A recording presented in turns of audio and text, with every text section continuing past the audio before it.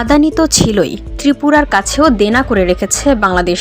বিদ্যুতের জন্য 135 কোটি টাকা বকেয়া আছে, আর সেই টাকা অবিলম্বে মিটিয়ে দিতে বলল ত্রিপুরা।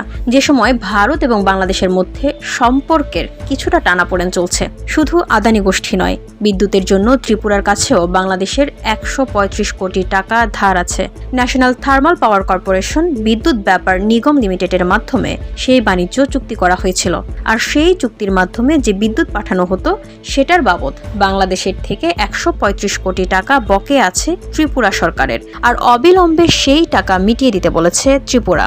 এমন একটা সময় ত্রিপুরা সরকারের তরফে সেই বার্তা দেওয়া হলো যখন বাংলাদেশের সঙ্গে ভারতের সম্পর্কে টানাপোড়েন চলছে।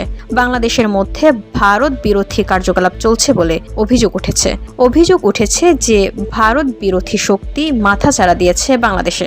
এমনকি বাংলাদেশে ত্রিপুরা কলকাতাগামী বাসে হামলা চালানোর অভিযোগ উঠেছে।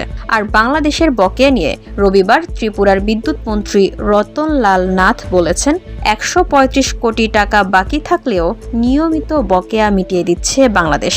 প্রতিটি ইউনিট বিদ্যুতের জন্য আমরা 6.65 টাকা দাম নিচ্ছি।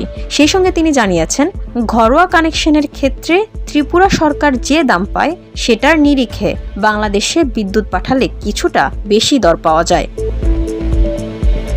VOD Bangla news desk.